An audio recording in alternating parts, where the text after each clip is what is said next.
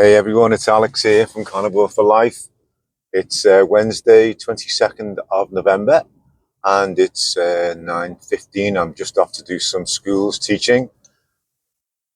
Today is day 22 of my November Lion Diet Challenge, and I'm repeating myself, guys, but it's going really, really well. I've just weighed myself, obviously weight loss I'm looking at, still 11 stone 3.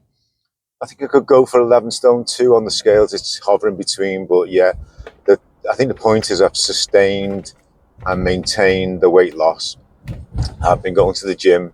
I haven't been going, mad on like bulking out. I don't do stuff like that, but um, I haven't gone mad in the gym. But I've tried to just maintain my tone. Definitely need some. Obviously, there's some loose skin around the arms, I think, and on the sides by my ribs. But guys, I'm 65. I think I've said that before. And, looking back, reflecting, I was looking at some photographs from when Sophie was a little girl. I was quite bloated then. I was inflammatory. I must try and put them on my phone and then transfer them onto a video because it shocked me. And even Michelle was saying yesterday, when you look back, you just didn't see. It's just that familiarity thing, isn't it? When you get used to people being the way they are, you get used to how they look. They get used to how they look as well and how they feel. And clearly, although I was tolerating my diet was definitely mainly plant-based. You would have a bit of lean protein, lots of veg, doing all the good stuff, being a good citizen, having your 5 a day plus. And probably combined with alcohol as well. I mean, I must stress I wasn't, a raving or a raging alcoholic. I just enjoyed a beer. I mean, from my background in Liverpool, strong drinking culture from where I was brought up in a district called Garston. I think there was a pub on every corner on the main street or the main shopping area was called Window Lane, and you didn't have to go anywhere outside of Garston. Under the bridge, we called it. There was a railway bridge, and everything under the bridge was a massive big community. It was a dock area, docklands, and in the probably since the war, 40s, 50s, 60s, it was thriving. Big dock area, and then obviously freight cargo took over, changed the whole dynamics, and I think it eventually became a really poor working class area, but fantastic people. Many of them still live down there. I moved to London in '83, but yeah, I recall the drinking culture there was a pub on every corner. At the bottom of the Window Lane, where the industrial estates were, there was a social club. There was a pool centre with the bar, and there was the Woodcutters Social Club. There was the Blue Union Stevedore and Dockers Club. That's where all the men used to, go for their maybe daily drinks and there was the Canterbury, the Lord Raglan, there was the Kings, the Derby Arms. There was pubs everywhere, and I say, you wouldn't say people around there like just drinking like crazy, but it was that was the normal social way to be. You worked hard, you played hard, and some of the men, some of the women as well, they drank hard. And my family, I look back and think nobody was like sort of suffering from alcoholism or anything like that. Really heavy smokers, the whole family smoked except for me.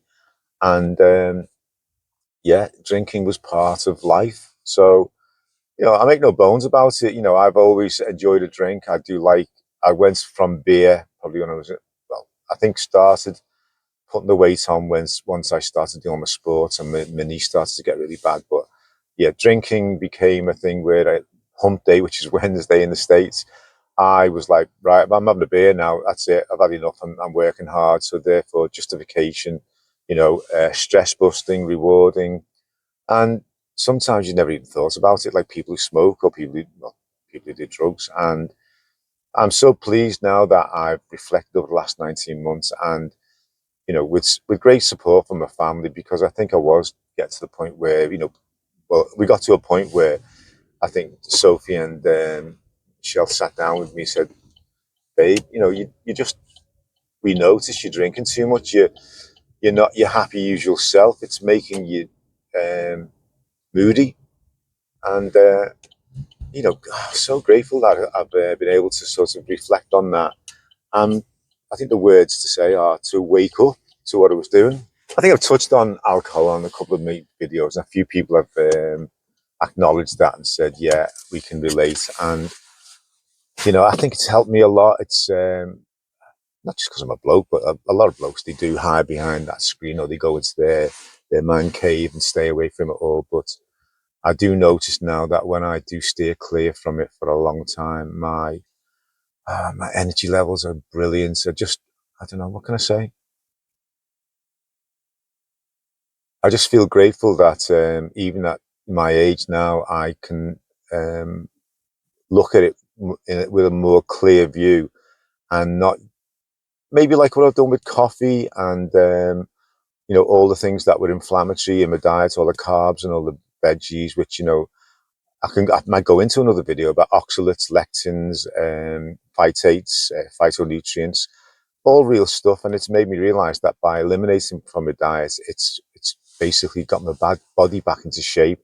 It's got my body back into not optimal, but definitely in the right direction. As I'm going into work now, sometimes on a Wednesday, I'd be like, oh, 2.5 hours with the kids. It's school lessons. It's very stressful because you're managing like 20 to 30 children in a swimming pool with another swim teacher. But I sort of I'm bombing along now, waiting to go in. I think, yeah, come on, let's have a good laugh with the kids. They're good fun. Some of the crazy. Got lots of observations about autism, ADHD. I think there's one called AHD. It's very intriguing for me, and I think I need more to look into it deeper, how we handle the children. We've got a duty of care. I love the kids, but how do you deal with like 5 or 6 children in a swimming pool who have got these? I personally think they are metabolic issues as well as other, I say issues up there. I don't. I'm not a doctor, not a professor, nothing at all like that. But you get gut instincts about these things. There's a lot of children are overweight as well. Surprisingly so, because like 15 years ago, none of them were. I didn't recall any.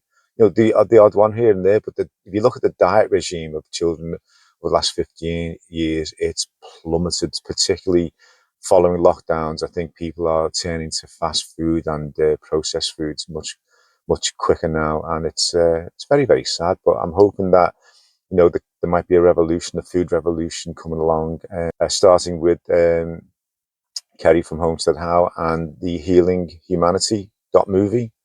I push it so much because I just believe in my heart and my soul that this is the way forward. We're going to see a revolution in, healing people.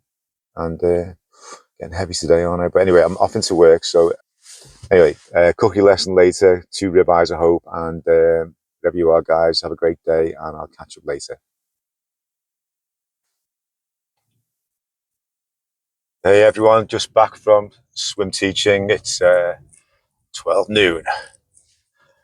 Yeah, so continue my ramble, my chat. Line diet's going really well. Still no bacon, butter, eggs, coffee, very little alcohol, I'm pleased to say.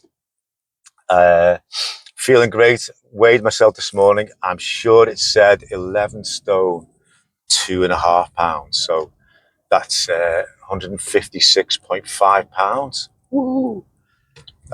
So that's not the point. The point is I've sustained that 4 pound drop and maintained the energy levels.